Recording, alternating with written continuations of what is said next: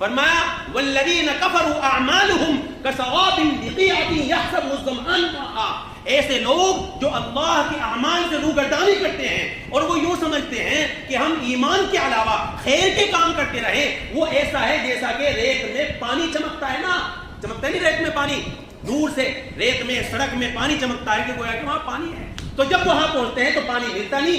ایسے ہی اللہ کی ذات میں، صفات میں کسی نے بھی کسی کو شریک کیا، یا کہیں مرغا چڑھا دیا، بکرا چڑھا دیا، یا کسی کو یوں سمجھ لیا کہ یہ بھی مجھے نقصان پہنچا سکتا ہے، فرمایا الحمدللہ نحمده ونستعینه ونستغفره ونؤمن به ونتوکل علیہ ونعوذ باللہ من شرور انفسنا ومن سیئات اعمالنا من يهده الله فلا مضل له ومن يضلله فلا هادي له ونشهد ان لا اله الا الله وحده لا شريك له ونشهد ان سيدنا ونبينا ومرشدنا ومولانا محمدا عبده ورسوله اما بعد فأعوذ بالله من الشيطان الرجيم بسم الله الرحمن الرحيم يا أيها الإنسان ما غرك بربك الكريم وقال تعالى في مقام آخر ألهاكم التكاثر صدق الله العظيم۔ میرے محترم بزرگوں اور عزیز ساتھیوں اور پیارے بچوں، آج ہر مسلمان یقین رکھتے ہوئے اس بات پر کہ مجھے موت آنی ہے، پھر بھی عمل کیوں نہیں کرتا، اس کی کیا وجہ ہے؟ حالانکہ جب انسان کو کامل یقین ہو جاتا ہے کہ کل مارکیٹ میں فلاں موبائل کے ریٹ 10 روپے بڑھ جائیں گے اور اسے یقین کامل ہو، تو وہ اپنی جمع پونجی اس پر لگا دیتا ہے تاکہ اس کو نفع ہو، اور اگر اسے تھوڑا سا بھی شک ہو جاتا ہے کہ مال کا ریٹ بڑھ بھی سکتا ہے گھٹ بھی سکتا ہے، تو پھر وہ رسک نہیں لیتا بلکہ اپنی جمع پونجی کو بچاتا ہے۔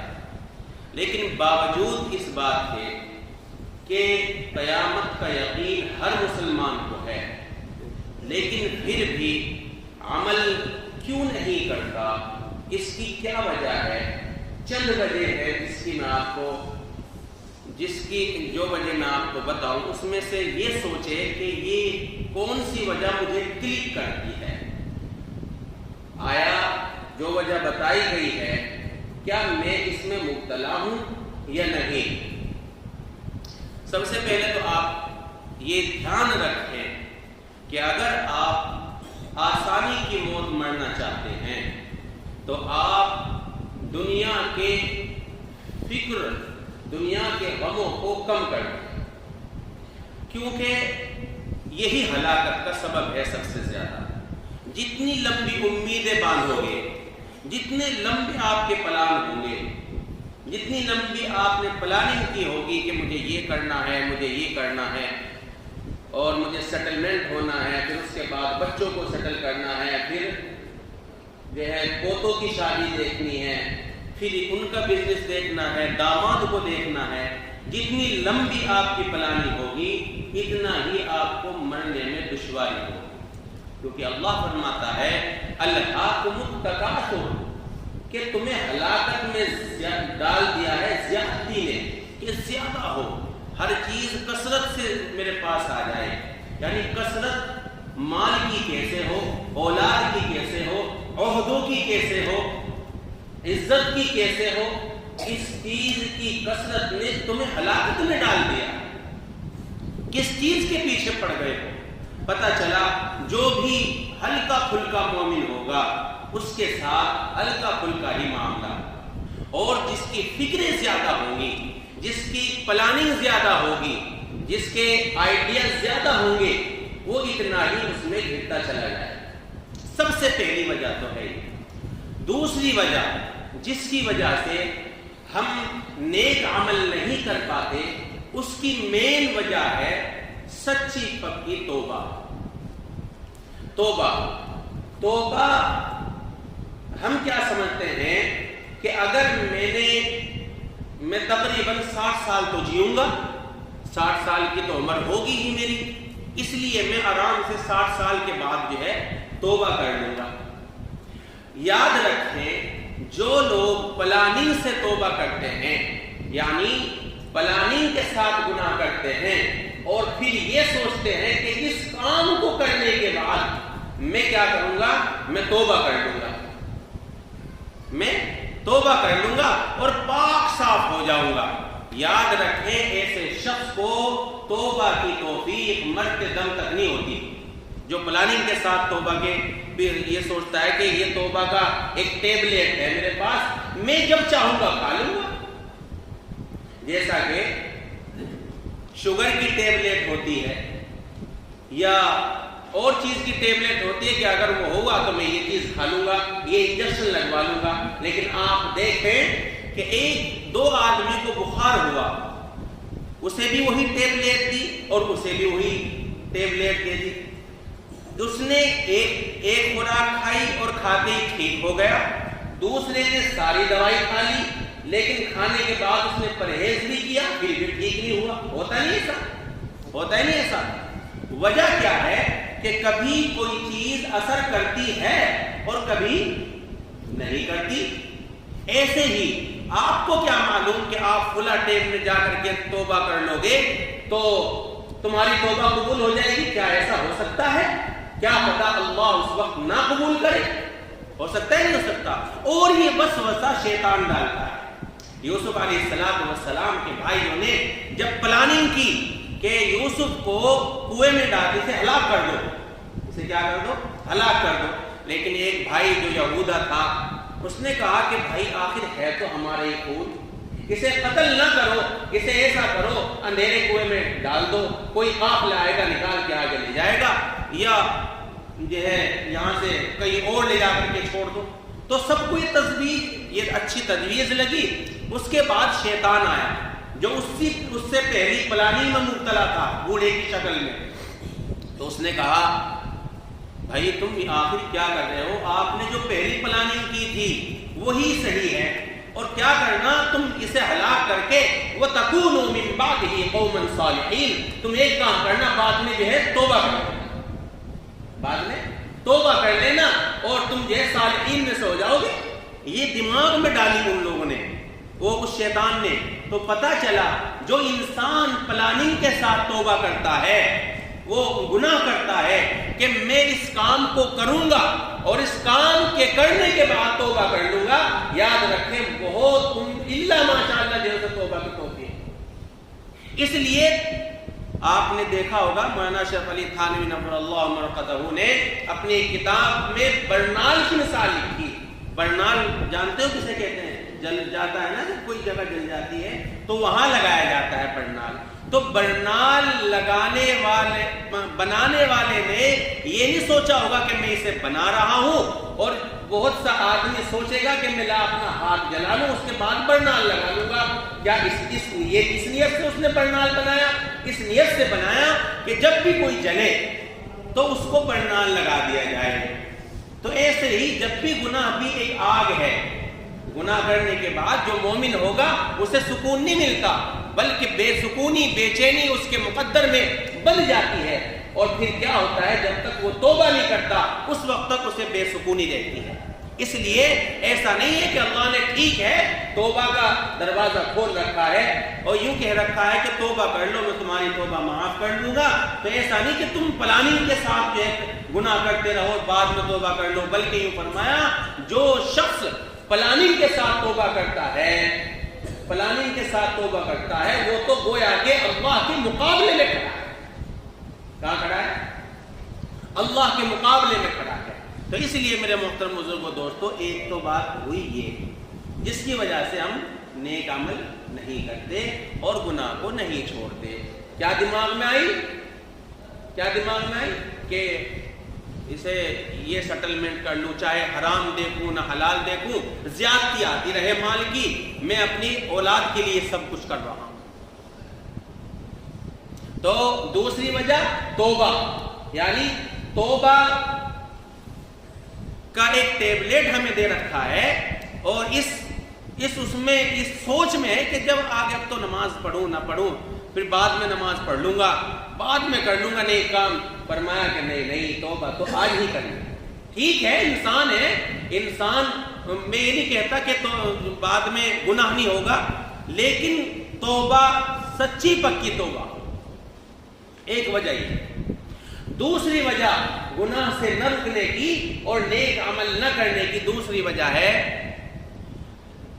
کہ انسان نے کیا سوچا کہ ہم اللہ کے نبی کی امت میں ہیں اور نبی ہماری شفاعت کر دیں گے، ہے نہیں؟ کہتے نہیں کہ جی ہم تو ایسے نبی کی امت میں ہیں کہ نبی ہمارے لیے شفاعت کر دے گا، ہے نہیں ایسا؟ نبی جی ایک تو بہت سے کہ کر لو جو کرنا ہے، آخر جو ہے امت میں تو نبی کی ہیں۔ نہیں میرے بھائی، اگر ایسا ہوتا، اور بہت سے ہوتے ہیں کہ جی ہمارے چچا حافظ ہیں، ہمارے بھائی مولانا ہیں، ہمارا داماد مولانا ہے، ہمارے پوتے حافظ ہیں، وہ ہمیں چھڑوا لیں گے، کس کام آ لیں گے؟ یہ ہماری شفاعت کر دیں، کم سے کم کوئی نہ کوئی تو ہمارے کام آ ہی جائے گا۔ آج تک شفاعت کی ڈیفینیشن نہیں معلوم کی، آج تک اس کا مقصد نہیں جانا کہ شفاعت تمہارے لیے کرے گا تو کون کرے گا؟ اللہ کے نبی صلی اللہ علیہ وسلم نے فرمایا کہ میں اپنی امت کی شفاعت کروں گا، لیکن یوں فرمایا لا تسود وجہی، میری امت مجھے شرمندہ نہ کرنا۔ ہوتا نہیں بہت سا باپ اس کا بیٹا اتنی غلطیاں کرتا ہے کہ باپ یہ کہتے ہوئے شرماتا ہے یہ میرا بیٹا ہے، ہوتا نہیں ایسا؟ بھائی شرماتا ہے یہ کہتے ہوئے کہ میرا بھائی ہے۔ کیوں؟ اس لیے کہ اس نے ایسی بے سکونی اور بے اطمینانی پھیلا رکھی ہے محلے کے اندر کہ وہ یہ نہیں بتاتا کہ یہ میرا بیٹا ہے، تاکہ مجھے شرمندگی نہ اٹھانی پڑے۔ ایسے ہی اللہ کے نبی فرماتے ہیں کہ لا تسود وجہی، قیامت میں آؤ تو مجھے شرمندہ نہ کرنا۔ لا تسود وجہی کا جو لفظی ترجمہ وہ یہ ہے کہ میرا چہرہ سیاہ مت کرنا۔ ایسا نہ ہو کہ تم مجھے یوں کہو کہ یا نبی اللہ، آپ ہمارے نبی ہیں، ہم آپ کی امت میں ہیں، آپ ہماری شفاعت فرما دیں۔ آپ نے فرمایا میں دو لوگوں کی بالکل بھی سفارش نہیں کروں گا، بلکہ اللہ کے نبی ہی نہیں بلکہ کوئی بھی حافظ ہو، عالم ہو، دیا جائے گا ان کو بھی عہدہ دیا جائے گا شفاعت کا، لیکن فرمایا کہ دو وجہوں سے کوئی بھی، چاہے حافظ ہو اس کا بیٹا، چاہے جو ہے پوتا ہو، بھتیجا ہو، مولوی ہو، عالم ہو، ولی ہو، کوئی بھی ہو، یہاں تک کہ نبی بھی دو آدمیوں کی شفاعت نہیں کریں گے۔ کتنے کی بھائی؟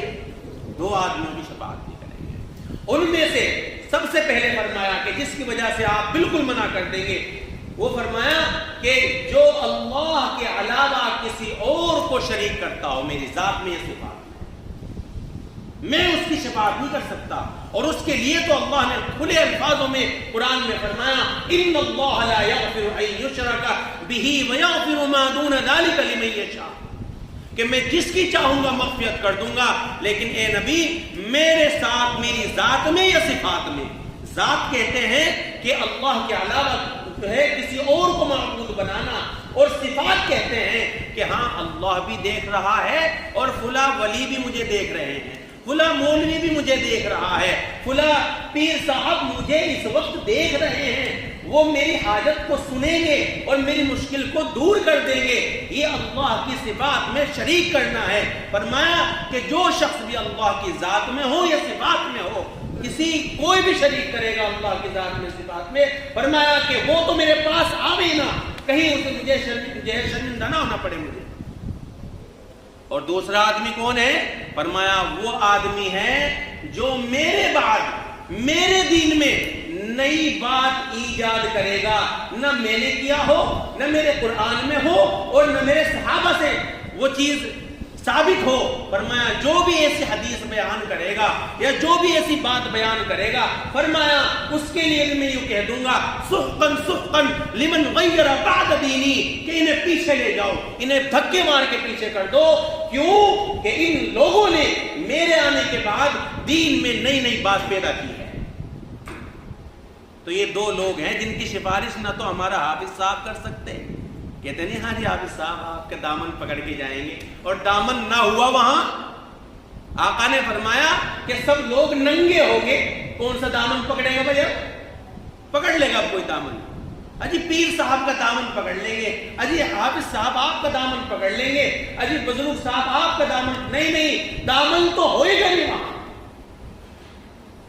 تو اس لیے میرے محترم بزرگوں دوستو، کوئی یہ نہ سمجھے کہ میرے چچا حافظ ہیں، میرے جو ہے ابا مولوی ہیں، میرے بھائی حافظ ہیں. فرمایا نہیں، آقا احمد علی جناب محمد رسول اللہ صلی اللہ علیہ وسلم نے اپنی پھوپھی کو بلا کر کے یوں فرمایا، اور اپنی بیٹی کو جس کے بارے میں فرمایا کہ فاطمہ میرے جگر کا ٹکڑا ہے، اور جس نے اسے تکلیف دی گویا کہ مجھے تکلیف دی، فرمایا فاطمہ کل کو ایسا نہ ہو کہ تم یہ کہہ دو آ کر کے کہ ابا جان میں آپ کی بیٹی ہوں اور آپ میری سفارش کر دو. نہیں، اعمال کا سکہ لے کے آنا. اور پھوپھی کو بھی یہی کہا کہ پھوپھی جان یہ نہ سوچنا کہ میرا بھتیجا شفاعت کا دولہا ہے اور میرا، حالانکہ وہ ایسے نہیں تھے، حالانکہ وہ گناہ نہیں کر سکتے تھے، لیکن یہ بات تو ہم تک پہنچانے کے لیے کہی آقا نے. فرمایا کہ میری بیٹی اور میری پھوپھی یہ جان لو قیامت کے دن شفاعت اسی کی ہوگی جو تمہارے میں سے نیک اعمال کر کے لے کے آئے گا. ہم کس اس میں بیٹھے کہ نہیں ہمارے دادا ہے نا حضرت جی تھے، ہمارے دادا حضرت جی ہیں، کم سے کم 70,000 کو لے کے جائیں گے تو کم سے کم تو ہوں گے ہی اس میں ہیں. ابا حافظ صاحب تھے، بھائی مولوی تھا، مفتی تھا. نہیں، فرمایا کہ شفاعت تو ہوگی، لیکن ایک تو یہ دو چیزیں دیکھنی پڑے گی جس کی شفاعت ہوگی، اور پھر یہ قابل قبول ہوگی یا نہیں. اور ہو سکتا ہے جس کے چکر میں آپ دیکھے ہو کہ یہ میری شفاعت کرے گا، کیا پہلے وہ کیا پتا وہ بھی پھنس جائے جاتی، ہو سکتا ہے نہیں. پیر صاحب بھی تو پھنس سکتے ہیں، نہیں پھنس سکتے. مولوی بھی تو پھنس سکتا ہے، نہیں پھنس سکتا. وہ حدیث نے سنی کہ بلاؤ اس مولوی کو. ہاں جی کیوں؟ کہ یا اللہ میں نے تیرے راستے میں جو ہے اتنے لوگوں کو پڑھایا، اتنے لوگوں کو عالم بنایا، اتنے لوگوں کو نہ یہ تو سب دکھاوے کے لیے کیا، اس وجہ سے کہ مجھے لوگ جو ہے حافظ کہے، بہترین قاری کہے، مولوی کہے، عالم کہے. خدا کی قسم مار دیا جائے گا تو پہلے تو اسی کو کوئی بچ لیا اپنے آپ. تو اس لیے میرے محترم بزرگوں دوستوں، نیک عمل نہ کرنے کی تیسری وجہ جو میں نے آپ کو بتائی وہ یہ ہے کہ ہر آدمی اس سوچ میں بیٹھا ہے کہ نبی ہماری شفاعت کر دے گا، یا میرا فلاں پڑوسی یا میرا بیٹا عالم ہے وہ ہماری شفاعت کر دے گا. کتنی وجہ ہوگی بھائی؟ یہ ایسے ہی سن لے، یہ نیت مان کے سن لے، یہ نیت توڑو، یہ والی بھی توڑو. کتنی وجہ ہو گئی؟ 3. ایک تو مال کی کثرت، ہر چیز کی کثرت، اور دوسرے کہ جب چاہیں گے توبہ کر لیں گے، اس وجہ سے نیک عمل نہیں کرتا، اور تیسرے اللہ مالک ہو، نبی ہماری شفاعت کر دیں گے، اس وجہ سے نیک عمل نہیں کرتا. چوتھی وجہ ہے کہ اللہ مالک ہے، اللہ غفور الرحیم ہے. تو زہر کھا لو، کیا کر لو؟ زہر کھا کے دیکھو، پھر پتہ چلے گا کہ اللہ غفور الرحیم ہے. تو پھر اللہ نے جنت اور دوزخ کیوں بنائی؟ اللہ نے جنت اور دوزخ کیوں بنائی؟ اللہ غفور الرحیم ہے، بے شک غفور الرحیم ہے، لیکن یاد رکھو غفور الرحیم وہ تب ہے جب آپ یہاں سے ایمان کو سلامت کر کے لے کے جاؤ گے، بچا کے لے کے جاؤ گے. اب آپ اپنے اندر کا ایمان دیکھیں، میرے اندر کتنا ایمان ہے.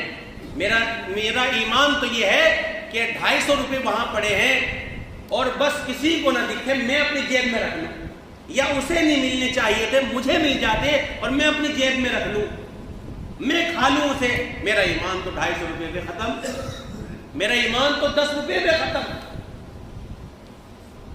یاد رکھو اللہ غفور الرحیم بے شک ہے، لیکن وہاں تک رحیمیت تک ایمان آپ کو بچا کے لے کے جانا پڑے گا۔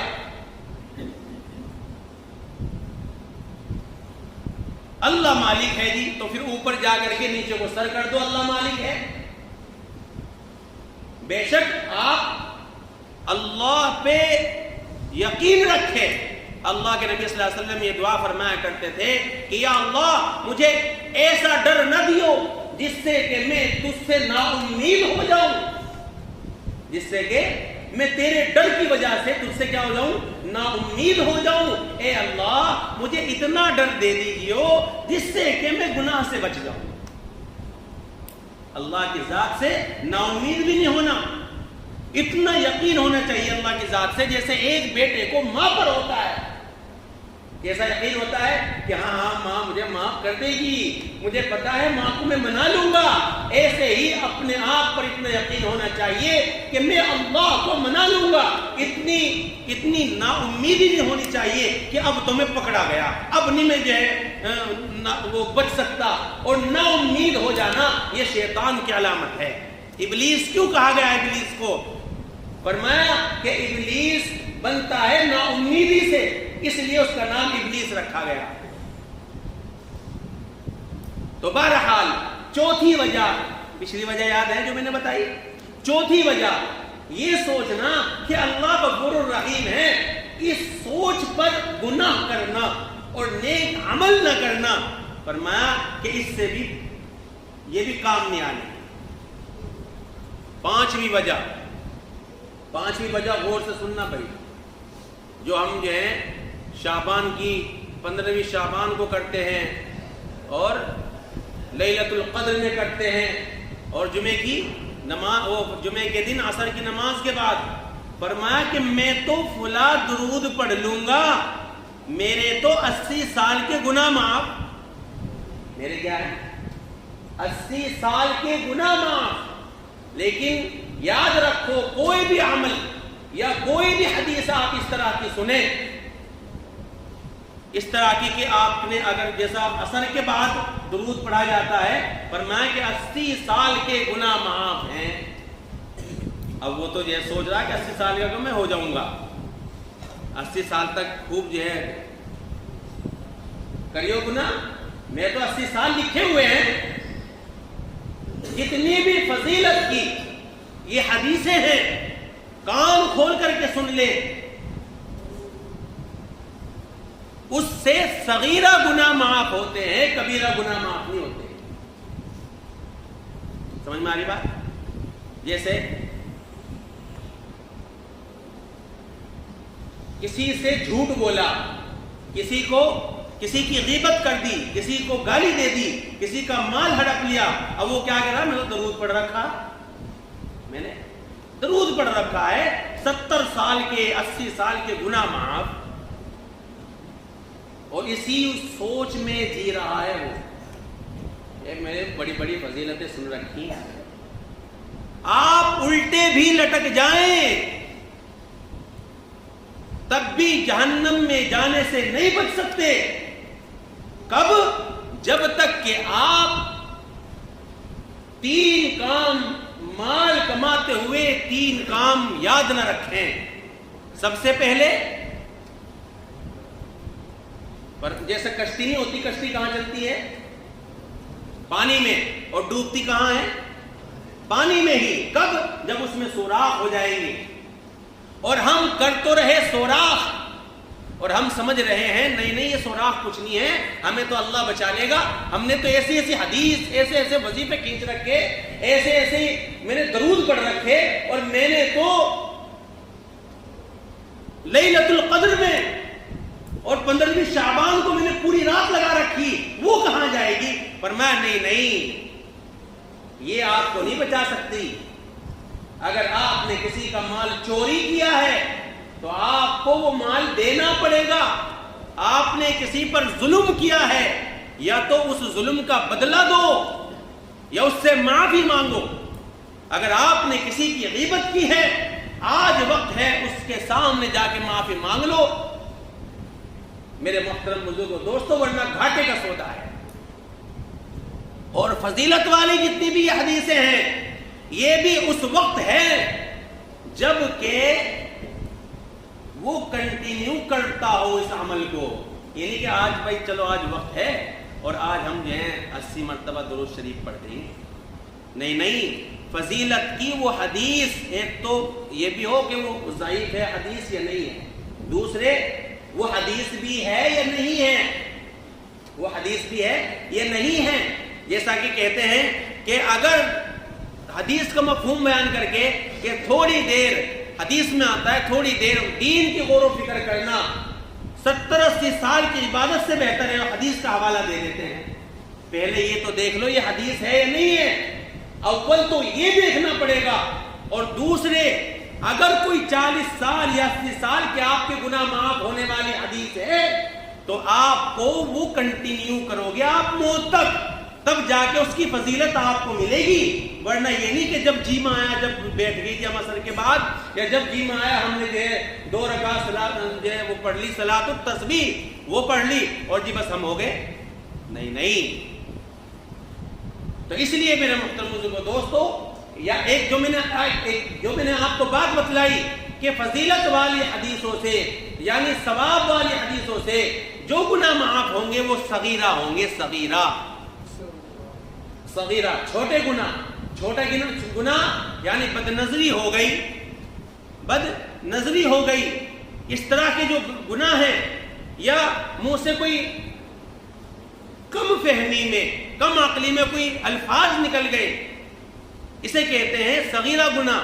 اور کبیرہ جو میں نے آپ کو بتلائے ہیں بڑے گناہ، جیسے سب سے بڑا گناہ شرک اللہ کی ذات میں یا صفات میں، یعنی کرتا دھرتا اگر کسی اور کو سمجھ لیا، کسی مولوی کو، کسی پیر کو، کسی ولی کو اگر کسی کے بارے میں یہ سمجھ لیا تو گویا وہ تو کسی خاتے میں ہے ہی نہیں۔ اور ایک وجہ یہ بھی ہے، بہت سے آتے ہیں میرے پاس بہت سارے آدمی، وہ کہتے ہیں کہ حضرت میں بھلے ہی نماز نہیں پڑھتا، دیکھو کتنی عقل میں لیے بیٹھا بات، حضرت میں بھلے ہی نماز نہیں پڑھتا، روزے نہیں رکھتا، زکوٰۃ نہیں دیتا، لیکن میں کسی کا حق نہیں مارتا، میں کسی کا حق نہیں مارتا، میں کسی کو ستاتا نہیں، میں بہت جو ہے لوگوں کی مدد کرتا ہوں، میں رات کو اگر وہ مجھے بلاوے تو میں رات کو چلا جاتا ہوں، ہاں میں نماز بھلے ہی نہیں پڑھتا، بچ جائے گا وہ؟